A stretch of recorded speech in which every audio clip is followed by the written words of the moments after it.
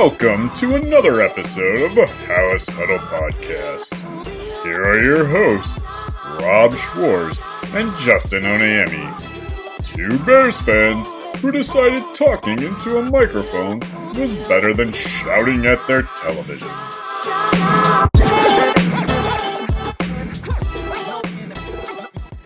Welcome into another episode of the Hallis Huddle Podcast. This is episode 10. We have reached double digits. I am joined again with my new co-host, Justin Onayemi. I'm Rob Schwartz with Bear Goggles On.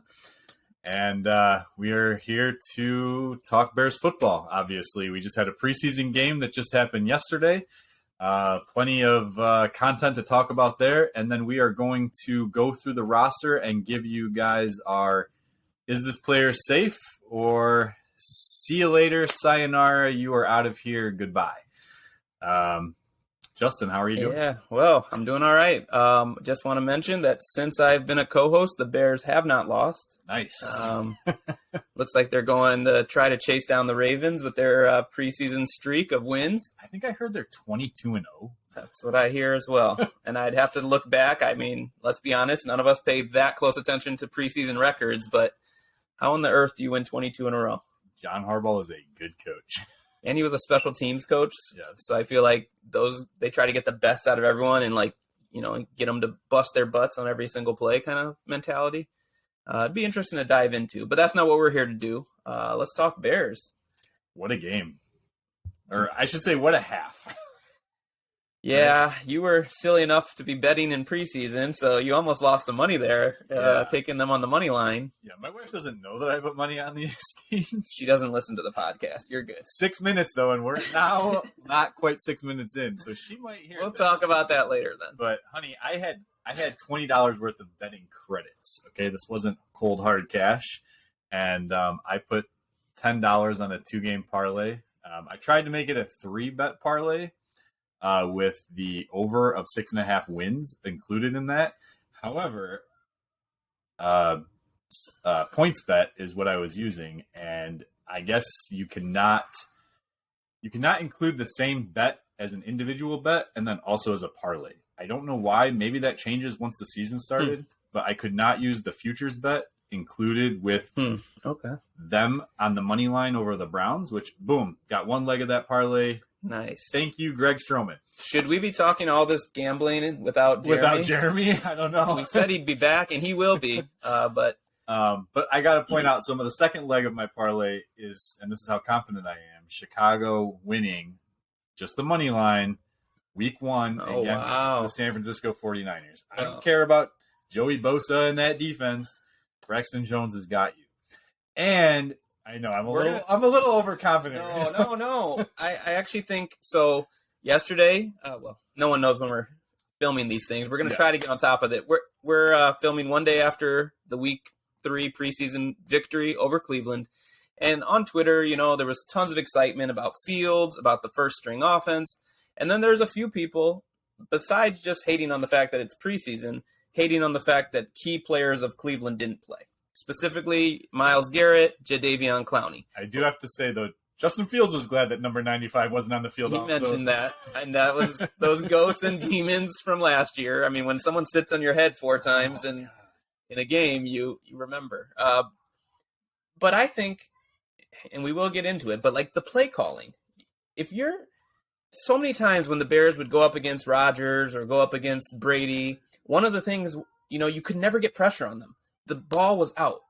The routes were being run crisply. The ball was out. And that's how you combat, a bull rush from a guy like Garrett. So I feel like, they played without some of their guys. So did the Bears, whatever. But the way the offense looked, I don't think 2 different defensive ends would have made a significant enough difference that you wouldn't have seen some of the positive things that we took from that game. I'm not ready to put Myles Garrett in the Hall of Fame, right? Like, he is a great defensive end. He hasn't done enough for me to be in the Hall of Fame. Can he? For sure. He had a great year last year. Granted, take away, 4. Let's take away 3 of the sacks out of Chicago, and his year isn't quite as good numbers-wise. But I I definitely do think that having him and Clowney would have obviously made a big difference. But what we saw was that first series, it was like, oh my God. I tweeted out right away, that right side of the line looks rough, right? And and I apologize, you're going to hear some background noise. We got a huge storm rolling through. Hopefully we don't lose power. But yeah, so had those two guys been there, clearly I think it would have made a difference. But what we saw, and you mentioned the play calling, is the way that they moved the pocket, the way that they changed things up. And we're not talking this was in-depth offensive play scheming. I mean, this was still vanilla play calling. But they did what they needed to do to give Justin Fields time, and he never was touched. Well, he was touched when he slid. He was touched when he slid. Now, there are times, both looking at this preseason, specifically in game 1 of the preseason, and then going back to last season, where I felt Justin Fields did a poor job getting down by either sliding too late or sliding too awkwardly and taking unnecessary hits. Yesterday, he slid exactly how he should.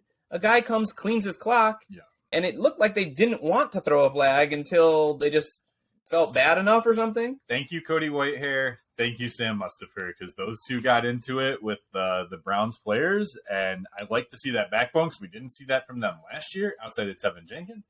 But had it not been for that, I don't know if the flag would have been thrown. But then I'm worried if that's what it takes to get a flag. Sometimes they then throw a flag on them for whatever they do, and they're either offsetting penalties or something like that. Yeah. But the person that flashed into my mind when I saw this was Cam Newton. I was good. I'm glad you were saying the same. Every time he runs, he takes these licks, and I don't know if it's because he's so big or so fast or they forget he's a quarterback. He'll never get the calls. And I don't want to see that with Fields. No, and Justin Fields isn't as big as Cam Newton. He is not, no. But running should be part of his game. Yes. It opens up things in the passing game. Yeah, we saw it on the Cole Kmet touchdown. Absolutely. I mean, you saw him directing traffic. You saw, I don't know if it was a corner or a safety, but bit on the guy on the shorter route, and Cole Kmet was wide open. Right. Well, and I think, and I'd have to watch it again, and honestly, I'm not going to do that for all these preseason games, but I want to say there was a linebacker that should have been covering Kmet, saw Fields rolling out, and had to respect the fact that he can run. Boom. Wide open. I mean, like we said, last year Kmet had no touchdowns. You can't not catch that touchdown, right? Yeah. I mean, that was just beautifully done. If you drop that, you're now Adam Shaheen, and we are trading you to the Miami Dolphins. Safe or see ya. If you drop that, nah, I think he's pretty safe. Yeah. We'll get to that later. But no, seriously though, if had he dropped that, Miami is going to be on the phone, Adam Shaheen style trade, but this time we get Mike Gesicki back in that deal, and I'm okay with that. I'm okay with that too. But Kmet has been a bright spot throughout the preseason. Yes. Yesterday as well. I mean, you were talking about combining the stats of the first 2 preseason games because, let's be honest, neither time did the first team get enough of a look where you could really evaluate them. So we combined the stats. We liked his completion percentage. 74%. But now you got to see in an extended amount of time, a whole half, I think one drive less than a half. Yeah. Simeon came in for that 2-minute drive. But by then, everyone loved what you saw. You didn't want anything to mess up what you saw. I was questioning, do you put him back out there after the second touchdown? Like, they looked so in sync. It was very difficult for me. I was like, I know he needs the reps. I know it's his new offense. But what if he gets hurt? Like, I'm okay with playing guys, but there's a point where it's like, I don't like the bubble wrap mentality, and it's hard not to. Eberflus doesn't either. Exactly. Well, I was just about to say it's like we have to reach a point in this podcast where we stop bringing up the old regime. Yeah. We're not there yet. Nagy with his not even playing the starters at all, pretty much, and then they come out and look like crap in the first game. And another thing, I'll bring him up right now. You can see in this offense that, yes, they have a plan and they have a scheme they'd like to run, but they're also looking at their personnel and running what those guys can do. Yes. Whereas Nagy has the system, doesn't seem to care who's running it. And whether it's Trubisky you want to talk about, whether it's Fields himself, not letting those guys use their actual tools to the benefit of the team. This isn't a sports analogy, which is kind of funny because usually I use sports analogies for everything in my vocabulary. My wife hates it. There's so many times we're having conversations and our wives are just off in the corner because they know it's like, okay, they're we're sports balling. They're sports balling again. Balling.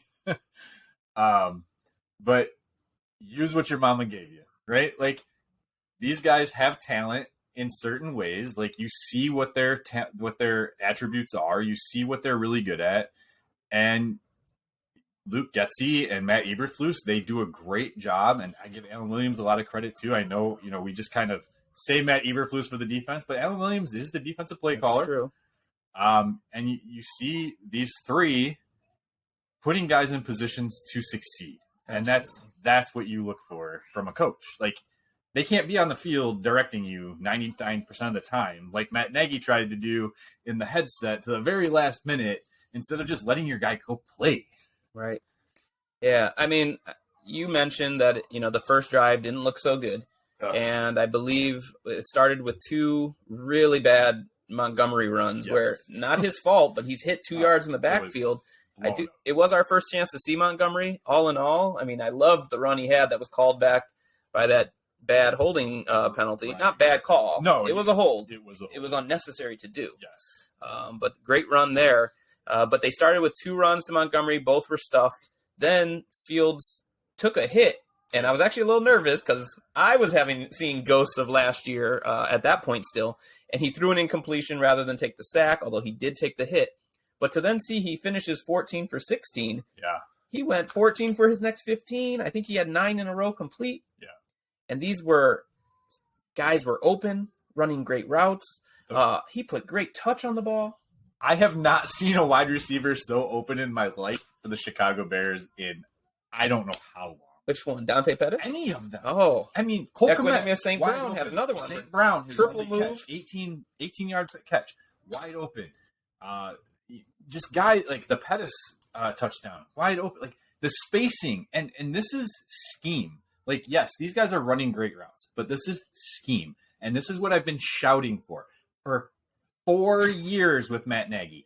Everyone wanted to put blame on Mitch Trubisky. He's not Justin Fields. I will not support that whatsoever. But we're going to see Mitchell Trubisky in an offense this year in Pittsburgh, and he is going to do better, in my opinion. He's not going to be great. But he's going to be doing better. Now, I am glad that it worked out the way it did because I'd much rather have Justin Fields. Well, he also has George Randy Moss Pickens. Yes. I'm messing with you. I got to do that pose, right? I can't do it on this camera. Yeah, please don't. Close, please don't. It's a family show. Montgomery, real quick. I mean, great vision as always. Great bouncing it off, power runs. Kyle Brandt better be. I didn't listen to good. Well, I guess we wouldn't be live today. It'll be Monday. I'm gonna have to pull up NFL Network and listen to Good Morning Football and see if he was nominated for that power run. I don't know if they're using the playoffs yet because I don't watch it consistently. Preseason.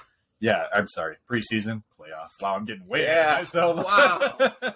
Bold hot takes, bold predictions. But hey, they're a competitive team. Yes. We keep saying it. So I feel like a broken record, but they deserve credit for this. They're not having these bad penalties. They're not shooting themselves in the own foot. I'm ready to overreact. I am. Well, I'll tell you what. And again, I'm not a betting person either. My wife definitely wouldn't be listening this far into the podcast. But I want to find the lowest season total I can find and go with the over. I mean, these guys are not getting any respect. I heard it was 5.5. Again, I used PointsBet. It was 6.5. But if you can find 5.5, you better take advantage of that now. I mean, just because the Lions are on Hard Knocks doesn't mean they're a team the Bears can't beat once or twice. I tweeted this out, and our buddy Bob Weiss also commented on it. But I watched one episode of Hard Knocks, and I'm sorry, but Dan Campbell does not do it for me. He just doesn't do it for me. I don't know what it is. Like, I'm not into that. I'm going to do my up downs with you mentality. You don't need to do that to be a good coach. Like, I do that with my kids when I coach soccer to try to get them motivated, and they think it's funny when I'm doing it. But these are like 6-year-old kids, 10-year-old kids, like, not grown ass men. Well, I mean, I know Belichick wears that hoodie that makes it look like he could do a few things, but I can't picture him doing any of that. And looks like he got good results. Everyone's got their own style, though. I guess. I don't like when people try to be someone else. No. And be you, right? Yeah.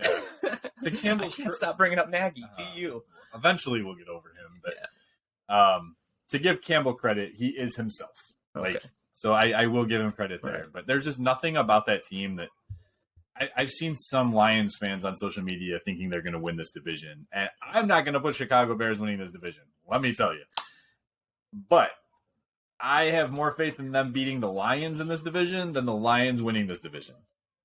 I mean, I don't have the schedule in front of me, but I did see during the broadcast they were flashing it up in like chunks, maybe 5 games at a time or something like that. And we know they start out against San Francisco. You already told us where you're going with that. Yep. Then they got Packers on Sunday night, which, funny enough, I was talking to my son about it, and he says, they often play the Packers early in the season in these like primetime situations, and it's like they give you this hope that like this is the year, and then they find a way to not win the game. So I mean, I could easily see that happening. What was it? But then they 24-3, and then blew it, and then they ended up losing 27-24 or exactly. Like that. So, but I mean, then I think it was, and I don't have the order in front of me, but I think it's Lions, Giants, Jets, maybe no. Okay, so Houston. Yes, Houston, you're right. At home. Commanders, yes. Houston at home, then Commanders, then the Lions. Then Giants were on there. So maybe it was the first 6 games. Yeah, and the Dolphins. But anyway, my point being, like, there's not, a ton of teams that you're just like, oh, they can't possibly beat the Giants. Why not? So we'll get into that more, obviously. I'm on record. Justin was not a part of this podcast. Jeremy can attest to it. I am on record of the Chicago Bears beating the New England Patriots on Monday Night Football. There you go. It's the N'Keal Harry comeback game. He should be back by then, right? I'm not a Mac Jones believer. And they lost Josh McDaniels. You never know what kind of impact that'll have. Matt Patricia as your offensive coordinator with a Joe Judge. It's like Matt Patricia and Joe Judge combination of running your offense. Like that just sounds, one, like too many chefs in the kitchen. Yeah. And two guys that aren't guys I would think of when I think of offense. Yeah. Good. Yeah, absolutely. I don't know. All sorts of thoughts are just bouncing in my head. Did you see the comment by Mike Martz, which when you're a former coordinator for the Bears, granted, we know it didn't go very well for him and people were very critical of him. It's a tough city when your team sucks. Tell Martz F you. Oh, yeah. We got all sorts of reasons why he might be bitter about his experience here. But to say that this team has less talent than a team that went 0-16, I mean, Justin Fields is unproven. This is only his second year in the NFL, and it's his first year in a new system. But he came out of college as one of the top-rated quarterbacks. He has a skill set that shows there is a potential there, and you're seeing early on that the team wants to use those strengths to see if he can start to take the next step. That alone should give you something that you wouldn't just automatically make some kind of outlandish statement like that. So I think it's going to be a fun year to just shut a lot of people up. I can't wait. I tweeted this out yesterday while watching the game. Like, I even tweeted out with a GIF of some guy going, what does Mike Martz think of this game going on right now? I tweeted something out about it earlier in the week when it had happened, like that the Chicago Bears have a better chance of winning. No, what did I say? The Lions have a better chance of going 0-17 this year than Chicago does going 0-17 this year. And I don't know if Mike Martz was around in 2017. Maybe he took the year off, went to Costa Rica, didn't have any internet. I have no idea. But if you look at those combined rosters, side by side, you're talking Mike Glennon, a rookie in Mitchell Trubisky. Your top receivers were Joshua Bellamy and Kendall Wright. Wow. Like, you want to talk about a bad team? And they smoked them. That was a bad team. But that was a bad team. Yeah. What did they go that year? 6-10? It wasn't 0-16. Right. I know that. Yeah. So that was just kind of a dumb statement. But the Bears, they've been looking solid. They've been looking like a team it's going to be fun to root for. And my gosh, I mean, again, corny, cheeseball type of stuff.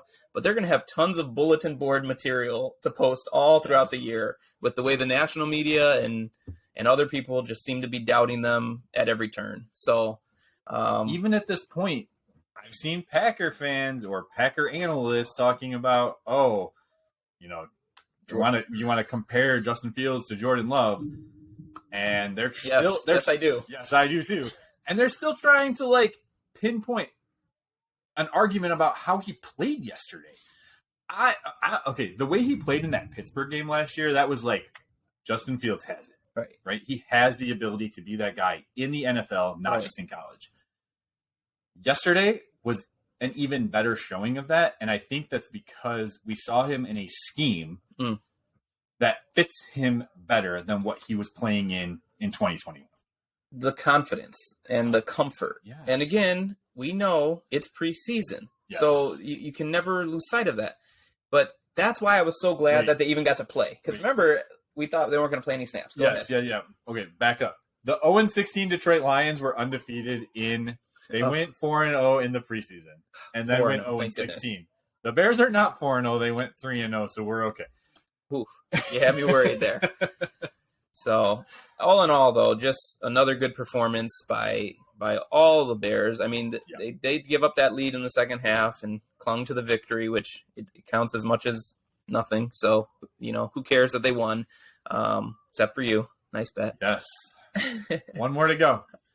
$10 for $95 payout. Oh, wow. That's good. And I do still have the individual bet on them going over 6.5 wins this year. I'm putting my money where my mouth is. And if you can get 5.5, jump on that for sure. For sure. Jeremy signs off on this. I don't even have to ask him. He says yes. So what about, I feel like every week it's the ongoing storyline, and it's one of the reasons the Bears do have a lot of haters. What did you think of O-line play? O-line play was decent. I watched Braxton Jones consistently throughout that game because he's the guy that I worry about the most. That left side, you're on an island most of the time. You're going up against stud after stud. Yes. Every guy's got a guy that can. And I know we didn't see Cleveland's studs, but he again stepped up to that challenge. Like he's had his misses, but every offensive tackle is going to have his misses because the guy across from you is just as good. He's in the NFL for a reason. Mm-hmm. Like, there's going to be times where that guy falters. I absolutely liked what I saw from him. The right side of the line, outside of that opening drive, I can't complain at all. Again, we didn't see any pre-snap penalties. Yep. There were so many times where they'd show the replay of a nice completion, and it was a clean pocket. Yes. And not even every time they moved the pocket, even if it was just... That's right. And the play that Fields did scramble and take the hit that he never should have had to take. Yes. Braxton Jones somewhat got beat coming off of a hard rush on the right side. Well, as the defense is facing. He's playing left tackle, obviously. Yep. But he then recovers and seals that guy, leaving the exit lane that Fields then took.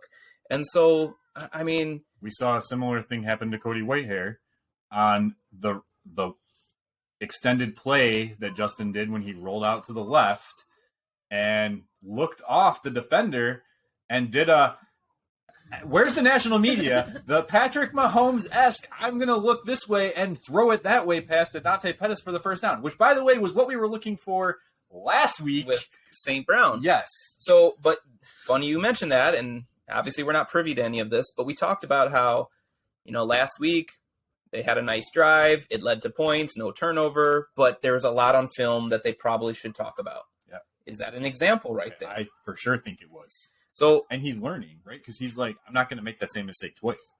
I know we're talking O-line, and I'm going to credit the O-line on this, but I'm going to toss this to you, Rob, because you tweeted about it, and we had actually talked off the podcast about this. During the broadcast, there was a play. I don't remember the down and distance. I want to say it was a 1st and 10, actually. And Cleveland jumps off sides, and the refs blew it dead. But in my mind, I was like, no, go for this free play. Yeah.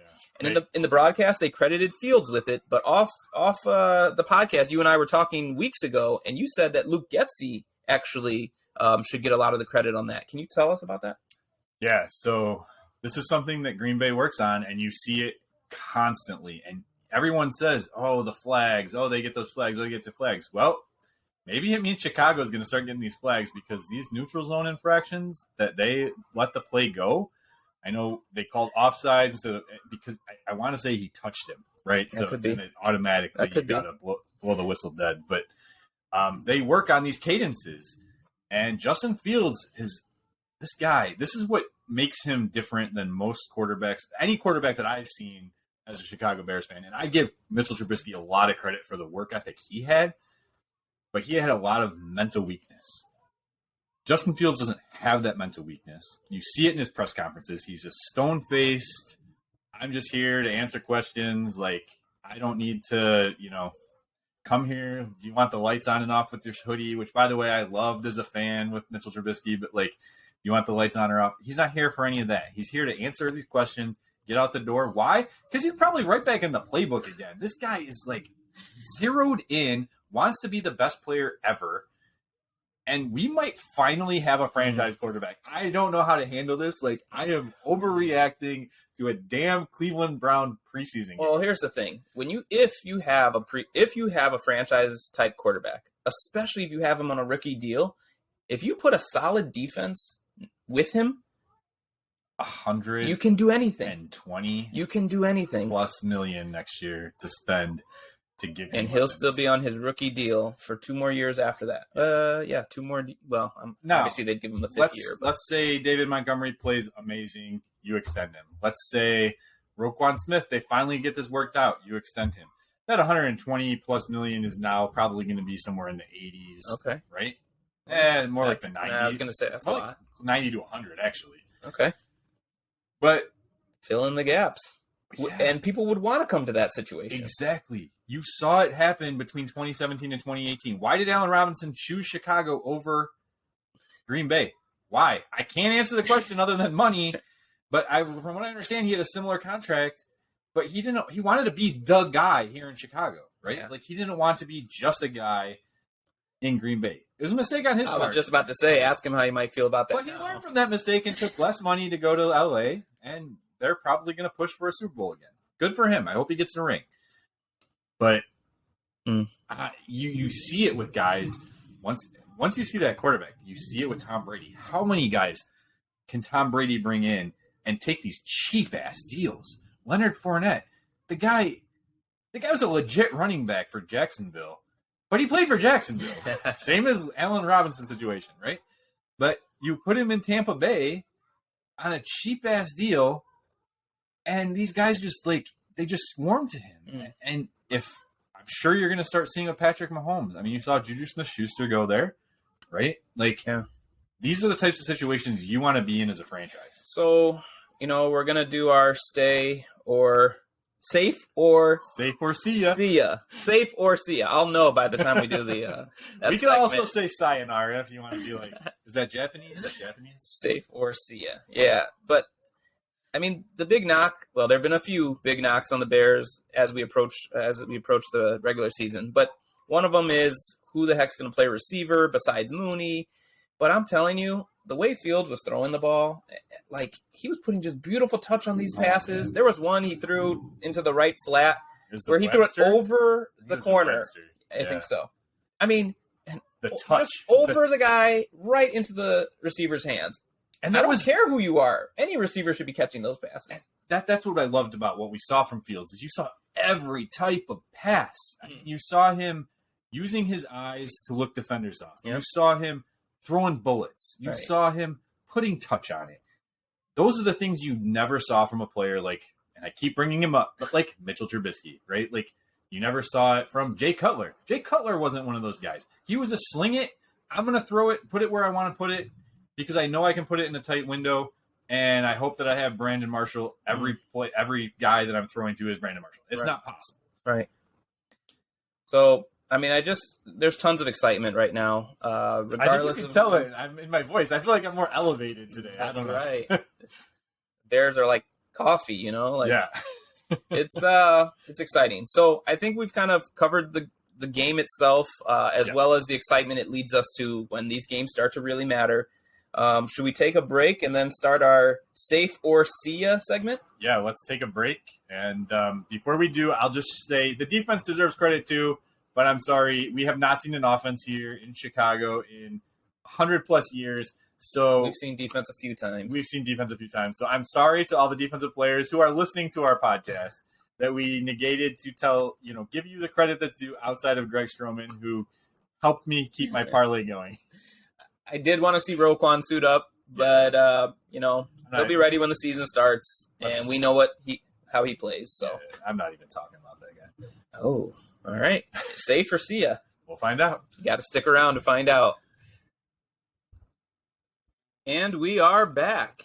So now we are going to shift to a segment we are calling Safe or See Ya. And not much to know here other than we're going to go through first the offensive side of the ball, then the defensive side of the ball, and basically try to form what we think the 53-man roster could look like. Now there are, different intricacies involved if you're really Ryan Poles and you're doing this, how to utilize the IR and the practice squad, plus very good chance that, as other teams are making their cuts, the Bears are a team that's in position to kind of swoop in on a few players. So, we're not making any kind of guarantees that our 53 is anywhere near what it might end up being, but more so just from what we've seen in this preseason, guys we might have a little rooting interest in seeing make this final roster. I do have one guarantee. Justin Fields is safe. He's going to make this roster. Because of yesterday, right? I think only because of yesterday's game is that the case. All right, so we'll start there. Yeah. Quarterbacks, yes, Justin Fields is safe. What else do you got? Are we keeping 2? Are we keeping 3? What do you got, Rob? I'm only keeping 2. Same. I'm sorry, Nathan Peterman, but you are the odd man out. I know I have mentioned that Peterman has looked better than Trevor Siemian at times, but I am going to lean on what I have seen from Trevor Siemian throughout his career versus what I have seen from Nathan interceptions Peterman. So we both have Fields and Siemian safe, and Peterman hopefully can be Trey Lance in the scout team in week 1 maybe, hopefully on the practice squad. All right. This is where I think we are going to already have a little bit of a conversation here at the running back position, which I'm also including fullback. Which we need to throw out. We did not exchange any information. That's true. So I don't know what Justin's going to say. He doesn't know what I'm going to say. That's true. So there could be some, full-on Trevor or Tevin Jenkins fist fights going on. Worst case scenario, best case scenario. Let me take the back. What is the guy? Penning, right? That's the guy who kept getting into fights. You lost me. I just know Olin Kreutz used to there we go. Some Olin Kreutz type debates going on right here. And he would even do those on podcasts from what I hear. Yeah. I won't touch on that. I've hit that enough. Okay.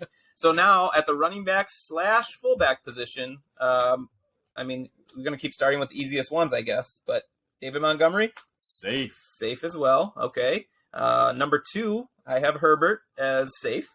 Khalil Herbert is safe. And here's where I'm wondering what you got and what I might have. So how do you want to do this?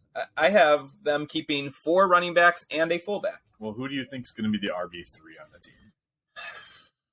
Well, it's not, and we didn't talk about this, but it's more who I want them to have in this position than who I necessarily think. I want it to be Tristan Ebner as the 3, but with slight injury concerns and seeing good things out of Darrington Evans, who they, invested in to bring in as a free agent, I think they'll keep both those guys, or that they should, assuming they can balance out the 53. Yeah, so this is where we differentiate. So I only have Chicago keeping 3 true running backs.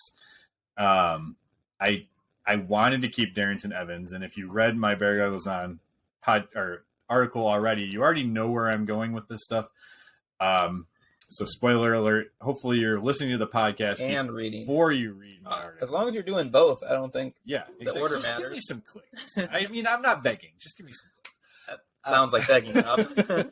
You weren't down on your knees in this pose, but you pretty much just begged. But whatever. But it all depends on what the injury status is right now with Tristan Ebner, because I feel like Ebner put too much on tape for him to be safe on the practice squad. Like we saw a couple years ago, and I'm blanking on what year it was, but the 7th round draft pick, and I'm trying to stall as I'm thinking of his name, something White. It wasn't Kevin White. No, it wasn't Kevin White. Anyway, Okay, running go ahead. back White. Someone who's listening is gonna be like, Rob, you're an idiot. This is the guy's name, and it's a weird spelling of how they did White. I think it's WHYTE. That's right? all sounding familiar, but I'm also drawing a blank on the name. Pittsburgh picked him up off of their practice squad. He had an amazing game, one game, and then fizzled out. And then now we don't know his name. Exactly. Okay. But I don't think Ebner can be put on the practice squad and remain safe. I think another team is going to swoop in and try to snake him up. I would agree. That's the kind of person another team would come in, because at running back, he put enough on film that showed that he's got some talent, and in the special team game, yes, he has a lot of value. So it's the reason I didn't want to see him go, and I put him on my 53, but I liked what I saw out of Evans as well, and then not knowing the health of Ebner, I ended up trying to keep both. And then I also have Blayson Game at fullback, the true fullback that not a lot of teams keep these days, but the Bears clearly made it a priority. So I have them keeping a fifth running back / fullback. So just to recap, you have Ebner safe, you have Evans safe, you have Blayson Game safe. That is correct. I have Ebner safe, I have Evans, and we're going to throw in a new word here instead of see ya. We're going to have... Sorry to see you go. There we go. Sorry to see you go. Keep the S alliteration. I was trying to think of something. I'm glad you threw that in. Yeah, because I would like to keep him around. He's a former, I think, fifth. He might even be a third-round draft pick out of Tennessee. But they cut him, right? They waived him. Chicago picked him up off of waivers. But he's on a 2-year deal. He's making over $1 million over the next 2 years. I do think that could play a part in it. And them just saying, hey, you're great. We like you, but we don't need you. Let him go. And I think it's more important that they keep the fullback in Blayson Game than they do a fourth running back. And then that only leaves us then with two other guys. So we got the other running back who we saw fumble yesterday. Oh, Tuggle? Yeah, and Demontre Tuggle. He's a SIA for me. That's a SIA for me as well. But he's a UDFA. He's probably going to be brought back on practice squad, okay. Right? And then for the fullback, Jake, we keep calling him Tongs. Apparently his last name's like Tongas or Tonga. I don't know. Okay. We're going to keep calling him Tongs because it's a cooler last name. Jake, change your last name. Jake Tongs. Mama calls him Clay. I'm going to call him Clay. I'm going to throw in every once in a while some movie references. But he's another guy that I have as a SIA, but possibly bringing back on the practice squad. All right, so I'm not going to always differentiate who's going to end up on this practice squad. What I'll say, and obviously I'm starting to feel really glad that I don't have to make decisions like this. Yes. But it's kind of nice to know that some of these cuts are going to be difficult cuts because you're liking the production you're seeing. And maybe that speaks to the system. Yeah, exactly. So hopefully they have a lot of difficult cuts to make, differentiating kind of the guys who are going to be those last few that make the roster and the people that you say it's sad to see you go, and hopefully other teams are wanting to pick up because they're actually guys with great talent. So, all right. So running back, fullback, done. We've covered. All right. Quarterback, running back, fullback covered. Let's move on to a position that's been getting a lot of scrutiny during training camp and even before that from the Bears, especially when it wasn't addressed how some wanted it in the draft. Yeah, wide receiver. Let's go wide receiver. All right. You start us off with the easiest one. All right, so Darnell Mooney is safe. That's an obvious. He's very, very safe, yes. Except when he took major hits that I didn't think he should have taken. But he's safe on the roster, that's for sure.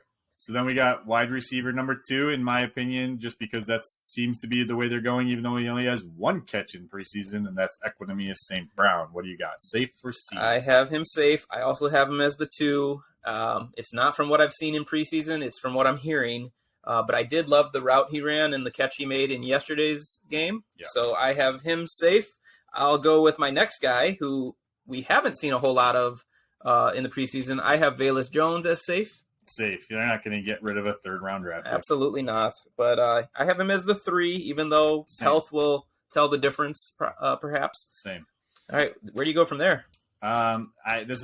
He's not available at the moment, so we got to look at guys who should be back by week 1, and that's going to be Byron Pringle, the guy who I actually thought was going to be the wide receiver too, and I did not have Equanimeous St. Brown making this roster a few months ago. Byron Pringle is safe. I had Pringle safe as well. I kind of had a question mark by his name because I'm not sure how it's going to work, if he'll need to be designated. I hope not. We know N'Keal Harry is a guy that they'll have to designate to the IR, although I guess, does he have to count for our 53 for the purposes of what we're doing here, Rob? Yeah, so he's going to have to be included on the 53-man roster. So therefore, we're going to have to keep him safe if we think that they're not going to cut him. I have him as safe, but once they get to the point where they can put him on the 53 and then assign a new guy to that position, I do think they're going to bring someone back. I'll mention him in a little bit. All right, so I would also have him as safe. I would like to see him designated, but that might actually make a difference for two guys I'm choosing between here. But I have Dante Pettis as safe. I know you love him. You absolutely love him, so I'm assuming you have him as safe He as is well. safe because he also adds to the return game. Yes, he does. We've seen that even yesterday's game, punt returns. I would love to see that be Velus Jones, but Velus Jones was unavailable. Pettis does have experience in that area and did a very good job. So let's see. Review here. 1, 2, 3, 4. I think we already said 6 are safe. How many do you have them keeping? I have 5. I have 6 safe with N'Keal Harry, but I again have them bringing back a separate guy. My hope is that Tajay Sharp does not get picked up anywhere due to the fact that he's injured. Maybe they're playing it that way. Okay. To the point where Tajay Sharp makes that wide receiver 6 spot. And technically they're keeping 7, but only having to designate 6 once that 53-man roster switch goes over. That's how I had it as well. And so I'm just going to, as we're going here, hopefully my math is right and I don't have a 54th guy. But I have Mooney, Equanimous St. Brown, Velus Jones, Pettis, and Sharp. If they can keep them both, I'll be very happy with Byron Pringle and N'Keal Harry. All safe. The same. So the rest of the other guys, obviously, for us are not safe. So we'll say see you to them rather than bring them up individually. But a lot of them are going to get this special sorry to see you go, see ya, because I really like what we saw out of Coulter throughout the preseason. I think Isaiah Coulter is a guy who's going to be on the practice squad. I just hope that no one swipes him. That said, if Pettis isn't healthy, then Coulter might be that 6th wide receiver for me. I thought he looked great in the preseason. He was the one who had the catch that they should have challenged. Yes. So whatever his stats came out to, let's just add one more big catch that should have been a 3rd down conversion. And then Webster had some flashes, but you can't keep everybody, obviously. Webster's a special teams guy, and they have too many. I don't think he's safe. He's from the prior regime. I know they kept him around, but he is not someone. I'm not even a sorry to see you go. He's just a guy. Yeah. So he's see ya for me. Okay. And we're cutting down from 80 down to 53. So obviously there's going to be a lot of guys that it's going to, see ya is really what's going to happen. And we mentioned it before. Chicago might keep 5 guys comfortably, and maybe there's somebody who's cut. Maybe Denzel Mims, although he had a great catch today. Maybe Denzel Mims ends up getting cut. Maybe somebody like George Pickens? No, gosh. I could only dream. I hope people can sense from the tone that was a joke. But I know you're big on him, and he clearly is a safe in Pittsburgh. No, I'm thinking not Sterling Shepard, Darius Slayton. Yes, New York Giants. Yes. Somebody like that. If one of those guys are cut and you feel like he's a better option as their wide receiver 6, over 800 guys are going to be available. Right. So. And let's be honest, Tajay Sharp made a couple of really good plays, has had some injuries. If we're going to be able to bring in a guy that's healthier and has some experience, sorry to see you go, Tajay Sharp. We would take somebody like Slayton, obviously. Let's go to the other receiver. Yes, we'll go tight end. We joked Did I do that earlier. right, Joey? And TV references. As you know, that This Is Us, now with friends. Yes. So we want to entertain you from many, many different angles. So we joked before that if Komet had dropped that touchdown and there was no one around, I think the closest person might have been someone in the stands on that play. But he did catch it, so now he's safe for me. He's safe. He was always safe. Now, funny enough, so we talked about that Montgomery run that was really good, called back for holding, and the hold was on Griffin, number 2 tight end, I believe. He made up for it on that same drive. That's what I was getting at. I was like, dude, come on. And then he caught the touchdown. I'm like, and totally redeemed himself. Yeah. So I have him safe as the tight end 2. He is my tight end 2 as well. Safe. All right, who do you got tight end 3? I am going to go with James O'Shaughnessy as my tight end 3. Definitely enough experience to be used as both a blocker, not much of a receiver, but can at times make a catch. I'm keeping him as my tight end 3, and he is the last guy I'm keeping. Sorry, certain fans out there. I don't want to spoil names in case Justin's keeping him. So I am also keeping him as my tight end 3, but I'm pronouncing his name Oshag Hennessy. Oh, nice. That's from Key and Peele. Key and Peele. Is that how did they do that, or are you just like making up that one? No, that's the one. It's in the substitute teacher one where he's saying all their names, and the principal he goes, Principal Oshag Hennessy. With the Aaron and Aaron. Yeah, so screw that. So I actually am keeping 3 as well, and they're the same 3 that you designated. So I will say Chase Allen is a guy that I am going to most likely put on my practice squad if I am Ryan Poles. All right. Just like we said, the receiver position has had a lot of scrutiny. So has O-line. Yeah. So let's go through the O-line and who is safe and who they're going to have to say see ya to. Do you want to just list your starting 5? My starting 5, yes. If you listened to last week's episode, you probably already know it because it has not changed for me. But I have Braxton Jones at left tackle, Cody Whitehair, safe, obviously. Cody Whitehair safe as the left guard. I'm getting more and more nervous, but I'm going to give him the veterans benefit here, but I got Lucas Patrick as the starting center, safe. Tevin Jenkins, safe at right guard, and he showed, I think, progress. Remember, preseason game 2, he had only played, I think, for 2 days. Yeah. And now it's a week and 2 days, but he's looking good, so he is safe at right guard. We weren't talking about him being safe even on the roster at all, and now we have him safely in our starting lineup. And then Larry Borum, safe at right tackle. I have the exact same 5 safe, and those are the 5 that I want as my starters as well. Sorry, Riley Reif. Sorry, Michael Schofield, but I'd rather the younger guys be put in that position than guys that I've seen who I know what we have from them, right? And so, to the point, I have both of those guys as safe veterans that are going to back up a young O-line. I hope that you're not sour as a veteran, that you're not starting, but you're still getting paid, and you have a role to fill. Because we know teams, it's rare for a team to roll out the same 5 for 17 games. So Michael Schofield is not going to be sour. His contract does not matter how many snaps he has. I am going to tell you that Riley Reif is not going to be happy because he is only going to get a base $3 million salary, and to get to his $12 million is going to require a lot of steps along the way. Okay. And one of those steps is playing time. So unless an injury happens or unless one of those guys falter ahead of him and he gets put into the starting lineup, he probably has a few gripes with Ryan Poles. But guess what? I don't care. Right. And whether it's injury, whether it's production, whatever it was, like, you sign a deal like that, you have to step up and prove. Let's put it this way. If he was fully healthy and kicking butt, they'd want him in the starting 5 over the guys we just named. So, or he would be signed somewhere else. Right. That's true. So I have both those guys safe. I have Mustafa safe. Yeah. And I have that because although we've from time to time talked about some of his shortcomings, he's filled in nicely when called upon. And you're going to need that at depth at all positions, but definitely at line.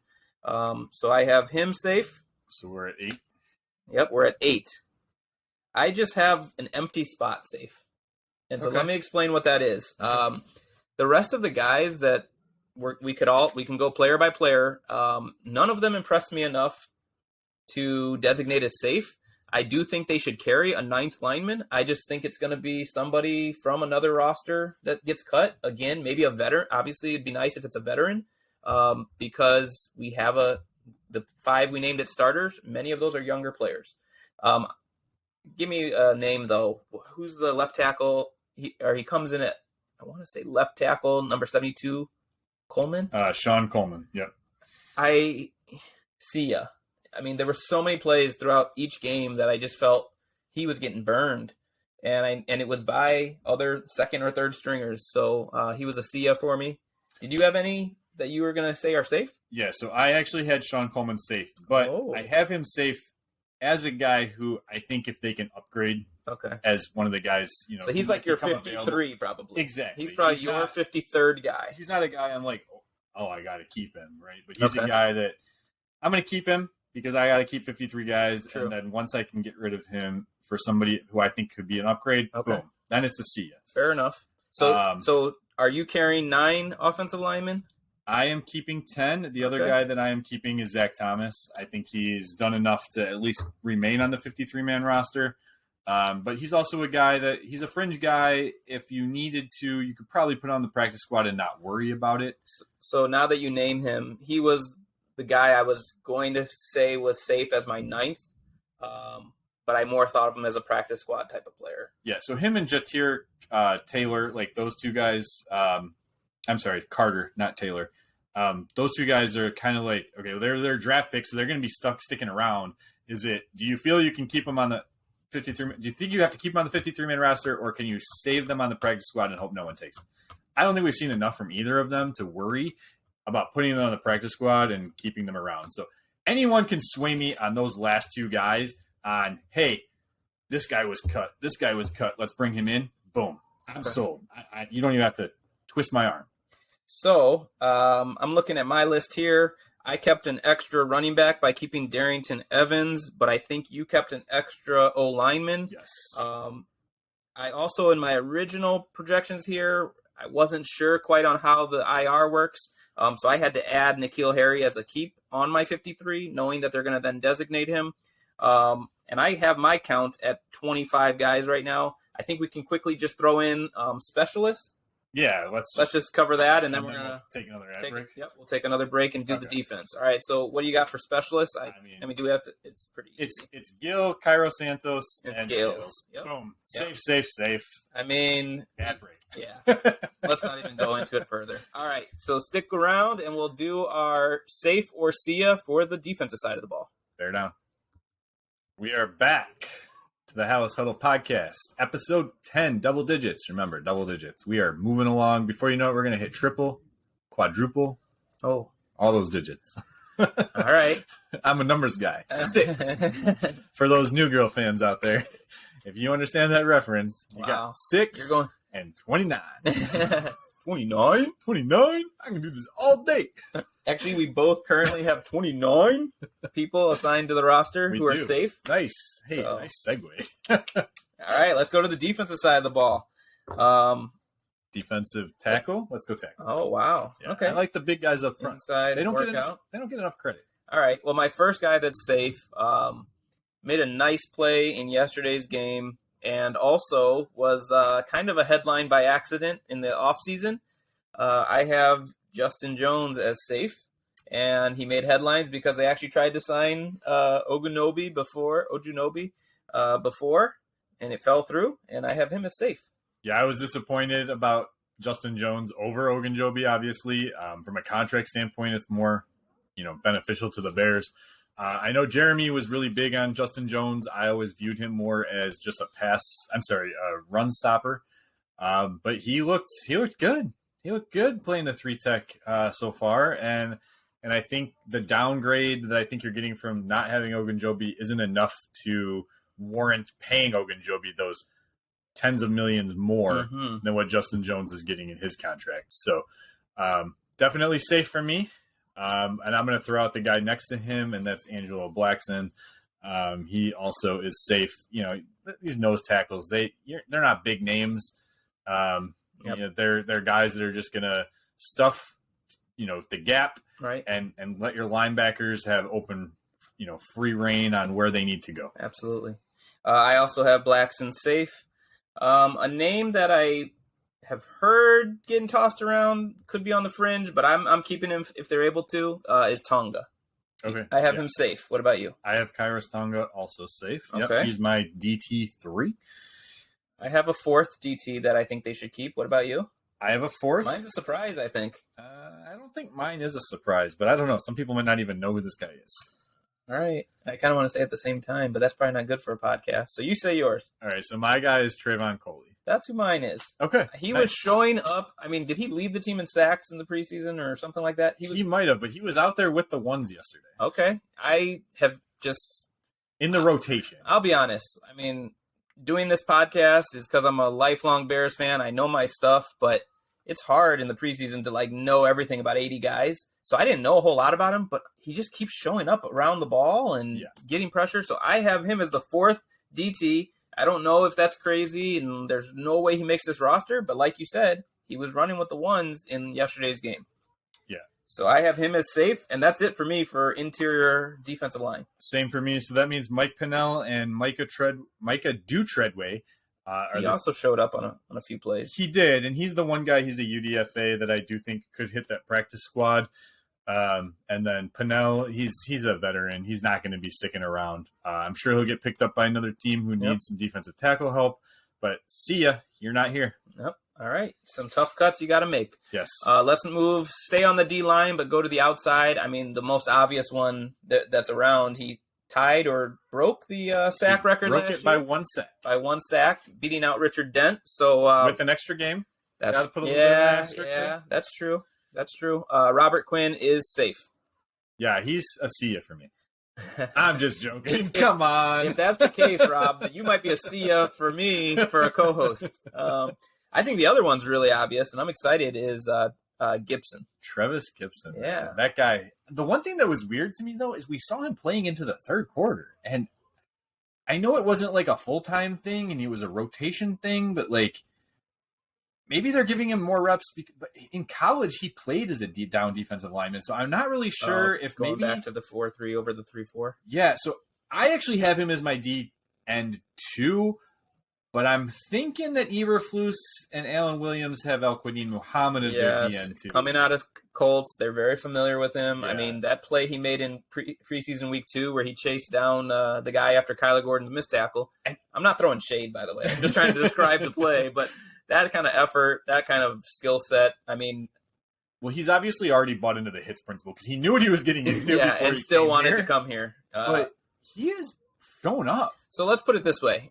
I think if you have the type of defense that they're looking to run, your 3 defensive ends are your 2, if that makes sense. Yes. They're on a steady rotation. By the end of the game, maybe their snapped shares come out pretty even with, I think, Quinn being the exception. He should get a lion's share. No, not a lion's share. A bear share. A bear share of the snaps. But I also have Muhammad. I didn't know if he was DN3, DN2. I think that's like you said. I don't think it's going to matter when it comes down to it on how many reps these guys get because even when Justin Houston was the defensive end in Indianapolis, the most he ever saw was 65% of the snaps. So Robert Quinn, especially with his age, they're going to try to keep him around as fresh as they can. I don't think he's going to see more than 65% of the snaps either. That's true.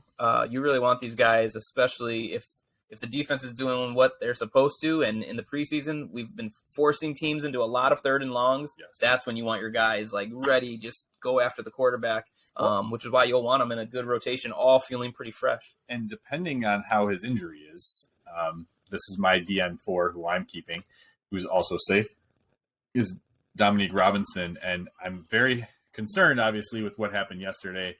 I hadn't heard anything at this point on what the injury is. I know it was a leg injury. My hope is that them downgrading him to questionable and then downgrading him to out isn't that there's something serious, but that it was more of it's bad enough. Let's give him 2 weeks. He's done for the day. Yeah. I have him safe. I want him to be safe. I'm just so intrigued by him. His athleticism is incredible. Former receiver, and we're not talking played it in high school. Very recently was a receiver, but still has the body of a D end, maybe slightly undersized. But I want him to be safe. And then I got one more. I'm keeping 5 DNs, but with one stipulation: get this man a number. Get him a number. He shouldn't be wearing 46. But I have them keeping Sam Kamara. Kamara. Okay, I have them keeping him as the 5th D end. So I have 6 defensive ends. Okay. I do have Sam Kamara being kept. Okay. I've already had some lashes out on this. Come on, guys. These back end roster guys, it's as much of a dart throw for us to guess on who's going to be here as it is my 10-year-old kid who watches the game for 20 minutes and then is like, Dad, I'm bored. Okay, so Sam Kamara has shown enough for me, not only prior to this season, but this year in this new system for him. Because if you remember, he was playing outside linebacker last year for them. That's right. So he has shown enough for me to be sticking around. But the other guy who I have keeping around, and honestly, he's kind of on the bubble for me too.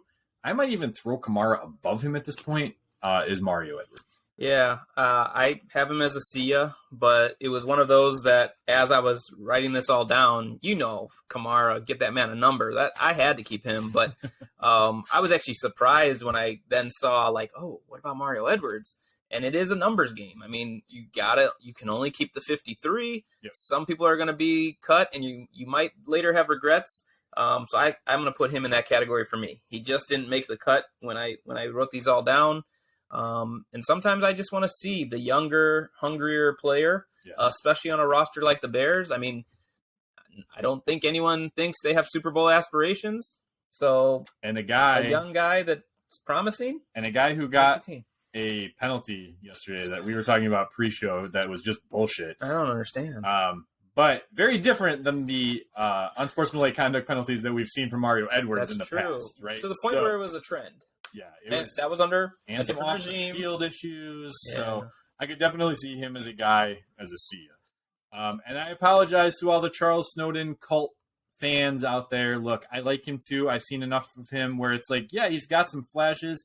I know he was a big UDFA signing out of college, but he's also going up against the 3s. He's never really put it together against the 2s and the 1s.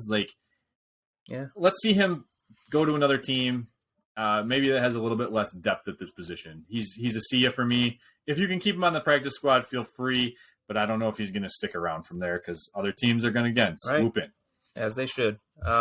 So let's now go to the second level. I got to talk about this looking guy. at our linebackers. You said you weren't going to talk about him. All right, but you better make him safe. Yeah. All right. Let me just. All right. Roquan Smith is safe for me. Come on. I'm not that upset about it. What I'm pissed off about is this whole and it's the Ryan Poles, Matt Eberflus shit too. And this is an explicit podcast, so I can swear. The whole, I have tightness the day of the game and I'm not going to play. That's just not, I call bullshit. I call bullshit. It's not true. I don't think that's the case. I think this is a guy who just didn't want to play again because he's not signed. I've seen enough of him whining this offseason. We know the Bears have the leverage, and I know I've said enough where, look, I am for the players getting the money that they deserve, and he deserves the money. But at the same time, Chicago just has all the leverage. He has none. Yeah. And what's he going to do? Sit out? They don't care at this point because they know they're not a Super Bowl contender. So I stepped away from Twitter for a very long time, and now because of this podcast, I'm trying to dip my feet back in there. Oh, it's toxic. But with the Roquan Smith, tightness and not playing, I took it differently, a different approach. I said, hey, I was responding to someone else's tweet about it and said, well, if he was playing for the White Sox, they'd start him at pitching. And that was a reference to Michael Kopech looking tweaked something in warmups. They pitched him anyway, and that's a very messy team, by the way. I don't want to go down that road or down that route, but basically what I'm saying is, if a guy's not feeling it, a meaningless game, have a seat. No point in. I mean, what you're saying all makes sense to me, but we know what Roquan is capable of, and we talked about it last week on the podcast. He has a lot to prove. Because basically he's auditioning for at least 31 and maybe 32 teams if he still thinks the Bears are worthy of his services beyond just this season. So when it all comes and matters in week 1, I think he'll be ready to go. If he were to have any kind of injury due to the fact that he hasn't had any game action, I mean, that's as much on him as anyone else. And, obviously we don't wish that upon anyone. It's more content for us to talk about later. That's true. I told you so. There you go. There you go. But I'm just saying, if he played 10, 15 snaps yesterday, does that make him any less likely or less prepared? We or saw more prepared, I should say. Miss all of training camp and off season in his rookie year, right? And it did take him a little bit to ramp up. But so now the guy we said we weren't going to talk about, we spent about 5 minutes on him. Let's just keep going. He's safe. Absolutely. So is Nicholas Morrow. Those two are going to be on the field 60, 70% of the time. All right. Who else you got at linebacker? So I have Matt Adams as my Sam. He's going to be safe also. Him and Joe Thomas, I think they're kind of competing for that third starting role. But we're not going to see much of them. 20, maybe 30%, because they're going to be in the nickel for most of the time, and you see two linebackers. Absolutely. So I also have Adams and Thomas both safe, and I have Sanborn safe. Yeah. And I was not a Sanborn hater. I just thought, talking Hall of Fame was that was a little early. But he's just looking good. The guy is making plays. He's everywhere. He'll contribute on special teams. And let me just take one moment to just say, throughout the entire preseason, the special teams as a unit, except for Santos missing that field goal, have just been sharp and looking good. Yeah, it was a single doink. Yeah, we don't like double doinks. I don't like any doinks. So I have Sanborn safe. 1, 2, 3, including 4, WWE 5, doinks for those who are fans of WWE. Okay, now you lost me. I'm not a clown fan. Doink was a clown. Now you lost me. What else do you have at linebacker? Yeah, I have Sanborn also, and I apologize, but this is one of those ones where I'm like, I really wish I could keep you, DeMarcus Gates. You really showed me something. I saw it just like Sanborn, a guy who was just everywhere. I just don't have room for you. I don't. So you kept 1, 2, 3. You kept a sixth defensive end, right? I did. Yes. So I actually am keeping Gates. And for the same reason of the fact that you feel like he's a difficult cut. Me here. If over we keep Edwards? Gates over Mario Edwards. Yes. I might be on board with that. I just think Gates has shown enough. This is probably how these talks happen, by the way. Behind doors. Like, these are just guys, right? Who are overseeing the personnel. And they're probably doing the same thing we are, like with a lot more information. And you got coaches tape. You're considering contracts too, and things like that. Which we don't have to too much worry about. We don't have to worry about this year anyway. But that's true. At this point, like when you're looking at those two guys, who produced? It's Gates, right? And I just think he could contribute more probably on special teams. Yes, than Mario Edwards would. Ignore my bear goggles on article. All right, Mario Edwards, see ya. There we go. See ya, Mario Edwards. All right. DeMarcus Gates, you are safe. After review, he is now safe. So, all right. I convinced you there. Yes.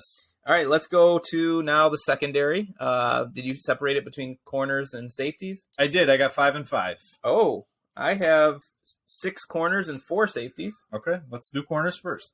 All right, let's go with corners first. The easiest and safest is Jalen Johnson. Jalen Johnson is safe. I'll go to the next one. Kyler Gordon, easy, safe. Very, very much so. I got Lamar Jackson safe. I wish it was the other Lamar Jackson. If they could find a way to get him on their roster, that'd be nice. I have Lamar Jackson as safe with an asterisk.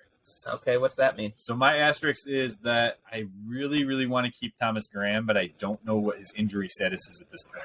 So if Thomas Graham is able to be kept and put on injured reserve, similar to the N'Keal Harry situation, with designated return, I am keeping Lamar Jackson as my guy. Okay, so I think this is why I have 6 corners, because I want them to keep Thomas Graham Jr. as well. Perfect. So I'm manipulating the IR system. Okay, which, I mean, I'm sure they do all this to make it work. I loved what I saw out of this guy yesterday. I did not love what I saw out of him last season, but I'm going to use my recency bias, and I'm keeping Vildor. Vildor, and anyone who knows B. Schultz on Twitter, I know you guys listen. A lot of our listeners probably come from Twitter. If you know B. Schultz, he is the biggest Kindle Vildor fan. We argued about it yesterday. He's making him the CB2. Oh, wow. I don't know if I like that He's making a joke out of it because he knows that, Gordon is the CB2, but he's the nickel, right? So technically that's the CB3. But anyway, he's the guy who I have seen argue for him over and over and over again. And he played well yesterday. The only issue that I have, and this is what separates him from better guys, not necessarily on this roster, you got to make those interceptions. Yeah, that should have been a pick, and it led to 3 points, actually. Yeah. Because it was fourth down, I think, right at the end of the half, instead of an interception that could have kept 3 points off the board. I like the way he played yesterday in coverage. I also like the way he came up and made some hits in the run game. And he was the starting cornerback when Kyler Gordon wasn't able to practice. Okay. So clearly the coaching staff likes him. Yep. So he's safe for both of us. Yes. And then my last one is Tavon Young. They went out and signed him in free agency as a nickel corner. We have the exact same guys. All right. So the only difference because is of Thomas IIR and the asterisk for Lamar Jackson. Correct. All right, so at safety, I'm just going to say two guys that are very, very safe, and that's who I believe will be your starting safeties, assuming health on one of them. But I got Eddie Jackson safe, and I got Brisker as safe. Safe. Then I have two backups, but go ahead. You have a third, so I'm guessing you have both my guys, and then one. I have Houston Carson safe and Crookshank. So is that how you say it? Yes, Okay. that is how you say it. And Houston Carson is the safest of the other three on my list, behind Eddie Jackson and Jaquan Brisker. We have seen enough out of him, not only on the field from a defensive standpoint, but he also contributes on special teams. For some reason, I need to go in and change my article because I wrote Dan Crookshank, and it is Dane Crookshank. But he is also safe. And then the guy that I also have making this roster is Elijah Hicks. He's a UDFA who scored the touchdown on the muff punt that was not a touchdown, by the way. And we're Bears fans, but it was not a touchdown. Should not have been a touchdown. Should have been ruled down at the half-yard line. But he is a name that the special teams coach, Hightower, has mentioned over and over and over again. And I think from a special team standpoint, he is going to make this roster. So I have him as a SIA, a guy I would hope they'd be able to keep on the practice squad. Now, that being said, I kind of just gave Crookshank the benefit of the doubt because he was a signee, as opposed to, like you just said, an undrafted free agent. But these are those tough decisions you have to make. And if Elijah Hicks were to make it and Crookshank not, I have no issue with that. Sure. And if you find a way to keep them both, that's also great. Crookshank was dealing with some injuries this offseason, so we haven't seen quite enough of him.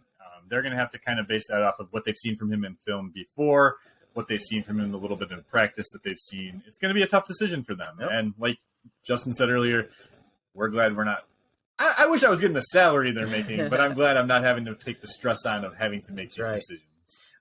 So that pretty much covers it, I believe. Yeah, we're done. All right. So there's a 2-week break before the regular season, but Rob, no, we would like to do another episode. So, we were talking about an idea we had. Yes. You want to toss that out there? Yeah, so since there's no game, obviously, this upcoming week, we have cut downs to talk about, but we're going to skip that. We did our cut downs. This is our talk. You know where we're going with it, and we've addressed the idea of there's a few guys we can understand if they go other directions.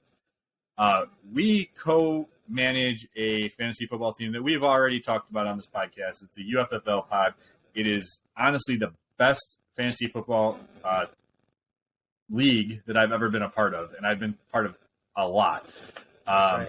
And there are so many aspects to it, but we are going to be doing our draft on Labor Day. We have not narrowed down an exact time yet, but we know it's going to be on Labor Day. And what we were thinking about doing was actually not live streaming. No, we don't want to give our stuff away. Our opponents that kind of advantage. Recording as we're doing it. So like a reaction so for us, it's the recording is live. It's not going to be like an after draft situation. Right, exactly. Right? So it's an 8-team league. It's not just fantasy, which is one of the things that makes that league so special and so awesome. But we're just going to focus on the actual the fantasy component of the league, which is an 8-team league, 2 quarterbacks with IDPs, half PPR. Just trying to give you no kickers.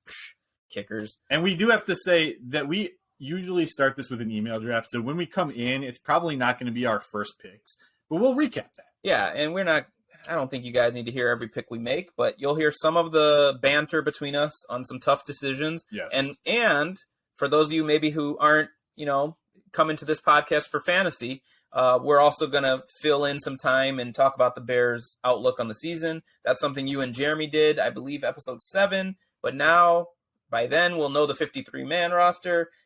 We already have seen a 3-0 Bears team, so maybe you'll have some different views on how the season might play out, and I'll be able to share mine.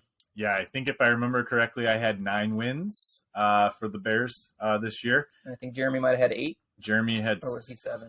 6 or 7, actually. Oh, 6 or 7. Wow. Yeah, so we were definitely differentiated with where we saw things going early on in the offseason. So we're going to go back and see, okay, has anything changed for Rob? Okay. And we're going to introduce Justin's standpoint here on where he thinks we're going to go. And funny enough, I was a listener back then, so I don't know what I would have said then, but I think seeing the preseason just has made all of our glasses a little rosier. So who knows? But that'll be a fun episode for us. Yeah, I'm looking forward to it. But for now, we're going to sign off. All right. Bear down.